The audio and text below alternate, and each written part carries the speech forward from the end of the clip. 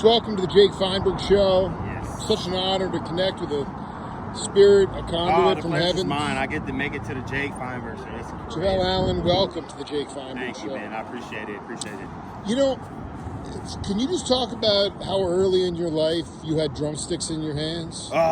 See, that's What's tricky. your story? I mean, break it down. So, I've been a sports guy all my life. Yeah. Man. So I went to school, and growing up, my goal was always get a scholarship, go to school for free. You know what I mean? So, my dad. Football. Yes, football. I ended up playing football. I came here, we down in Tucson, so I came to the U of A to play football. I played quarterback, so that took everything in me to be that kind of caliber of player, everything that I wanted to be and everything I wanted to instill in myself and represent, So, but music's always been in my life, man. I haven't. I can't say that I've truly played the whole time, but I always had a sense of like tap. I tap and. Hold on a second. I want to break this down. Okay. Can you talk about the rhythm and the pulse of a serious drive where either you do play action fake, throw a 45-yard touchdown, analogize it to you and Sailor getting on the groove? Absolutely. Because I was a sports broadcaster before I went to music. I did baseball on the radio. I did baseball on the radio. So I bring that sports fanaticism to the bandstand. I just want you to try to relate that. Honestly, man, the first thing was I started playing seriously probably about 6 or 7 years ago. Yeah, where I could hold a dude, you had your pocket. full commitment there, dude. Yeah, so when I started playing that, my mind still had this competitive nature about being the best, no matter what it is. And so I would take and watch everybody I could. Like, Aaron Spears is one of my favorite drummers, so I would watch all his stuff. And, there's a lot of... I come from church, so it's gospel chops is always, it's fun. Yeah, So that's kind of where I started. I'm kind of building on my blocks now at this point, But you would say that the fearlessness of being a quarterback translates over to the bandstand. 100%. Talk about that. It feels because you're playing with these are top shelf cats. Yeah, and what's crazy is that it feels the same no matter how big or how small. It feels the same. I'm still performing. Dude, that's profound shit. I'm still, it's still a competitive, but at the same time, there has to be a rapport with my teammates. There has to be, we're communicating without words, we're communicating with our instruments. Well, let me ask you something. How have you learned to get out of your own way, your ego? How have you learned to get, because you know what, dude, you're not on the bandstand look at me. In fact, they probably just kicked you off. Okay? But in the football sense, there is an adversary. It's the defense. Yes. And so you have to believe that. Yes, How absolutely. did you learn to get out of your own way and become part of the conversation? You know what? Starting something anew is humbling. And you can't take any pride or any type of, stuff like that into it. You have to be as humble as you can. Yeah. You have to be all ears. No chat, all ears, and taking up everything you can. 100%. Taking it in. Understanding what's being, understanding the verbiage, understanding what's being translated through the music, what's communicated, you know what I mean? So that has been the most challenging part, you know what I mean? So that part, as opposed to being I know what I want to play, 100%. but then you're I gotta listen. Yep. Because then you become, at a certain point then, it becomes liquid. Right. It becomes you get off the bandstand, you're I have no idea what I just played. Yeah. But it felt fucking great. 100%. Exactly. Yeah, right. And that's the creativeness about it, This is the God, it's God 100%, too. 100%. All glory to God. Where 100%. Javelle, man, where do you feel, honestly, do you recognize that the contributions that you are now making rhythmically, because David danced in the Bible. Make no mistake, music was the most important factor, and it doesn't get enough publicity. 100%. All right, but do you recognize that the contributions you're making rhythmically now are going to live on long after you left this planet? I don't, right? And I love that honesty, dude. Because I've given my show. My show is what it is. Yeah. But I also know that this is about inspiring cats who are going to see this interview 80 years from now, when we're both gone. Maybe who knows? But the point is that I am passing on the information. And so I want you to talk a little bit about being in the moment, but also knowing you have a legacy. 100%. I mean, I have an end goal. You know, I want to be able to play stadium stuff. You know what I mean? But at the same time, I'm you not. Want to do you want to? 100%. I love this 100%. shit, man. I would love to be You a need stadium, to have that but drive. you know what? Like, I know that I'm not. I know that I am not. At least where I want to be creatively. You know, I want to be here before I can start to say I'm him, and I need to be in this. You know what I mean? I'm still taking in a lot, still learning a lot. It's a privilege every time I get to sit on a kit.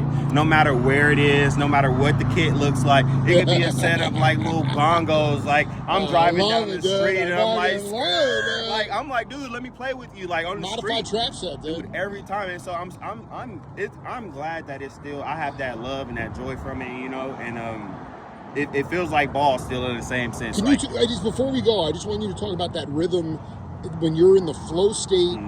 Offensively and the flow state on the bandstand. Is there an overlap? 100%. It feels the same. And is it just a feeling? It's a high, man. It's a high. I don't. It's a high. Well, you're going somewhere. You're going biblical right now. It's definitely a high. It's you're in between the frequencies at that point. You're riding the wave. It's like surfing, dude. Seriously. Like you're just in the middle of it, and everything that everybody contributes. All still. Hey, you push a wave, right? You get in the tub. You just dip your finger in. And it ripples all the way through the tub, right? It's the same way. It's something small like that, and I just get on the wave and I'm riding it wherever we taking it, man. So I just try to be I try to hold my part, because that's fun for me. When I can hold my part and still get to be a fan sometimes with the guys I'm playing with, you know what I mean? But still add to it, So I don't know if that makes sense, but it's that's the perfect. best way I can explain it. Final question for you. Highlight of your football career, what is it? Oh, my first. You know what I'm saying? Because I know there are running backs who are like, give me the ball, but you're like, in the flow, sometimes, okay, you're not feeling it, you hand off. Yep. But I'm just talking about Javelle Allen in the flow state with God. Talk about that highlight. It doesn't speak U of A. Anything. Dude, honestly. Were you like with Nick Foles? Were you backing him up? I played behind B.J. Dinker. It was right after Mascot, right? And so the highlight, I had a rough time. I dig. I just want to know the highlight. I don't care about the. Okay, well, I'm gonna tell you mentally. I have to build this up so you can understand where it hit me in my heart. I would start every offseason at the bottom of the totem pole for whatever reason, and I always had to earn my spot. I was a bigger guy at quarterback, but I was a dual threat. I still was the fastest guy. The fastest quarterback. I was the sharpest, and I'm gonna stand on that. Was always the sharpest. But they wanted you to play secondary or something? No. I played quarterback, man. But you know what? They made me earn it every day, no matter what. I dig. And so I dig. The first time they let me step foot on that field, I took it 67 yards on foot to the crib. And that right there. Hold on, in regulation game? In regulation. Who are we playing? We was playing NAU here. Yo, dude, we have video of this? I mean, for sure. I can definitely give you video of that, man. For sure, 100%. It was 61, I'm sorry. 61 yards to the crib. First play. Right down the pipe. First time I got to get in the game. And that was exhilarating. I felt like in that moment, I had proved to everybody that I am who I say I am. I can do this. I can compete with everybody who's out here. And even then, I was still humble. Like, there's still, you can have your day any day, no matter whatever Absolutely, it is. Dude. Your day's going to come. Some days not your day, and that's just how it goes. No, I mean, I bet after that play, you sat down and just prayed to God. 100%. That's so freaking 61 yards to the house. I'll send you that clip. No worries. Dude, you and Sailor are fucking spiking the ball all over the place tonight. Josh, you can't even put me up there with Josh. No, but you know what? The point is, you only get better by playing with musicians that are better than you. 100%. And that's where I say it's a privilege of mine. The fact that I get to, no one else is wanting to come out, or not they wanted to stay busy, and I get to get the call to come and play with these guys, man. I want you to promise me something. I mean, unless you're getting paid, unless you go on the road with like Phil Collins or something, where you're getting like ridiculous money. That would be crazy. Only play music that you love to play. What I'm saying is that there is some drags that come along. Like someone will come to you and maybe it'll be decent pay, but you're playing the same set every night. Yeah. And you got to fucking it's micromanaging burnout. Yeah. And what I'm saying is you're too talented. You know what? I'm gonna say this. Yeah. Because that's Pollyannish too, because you could be brilliant. I have to be getting something out of it.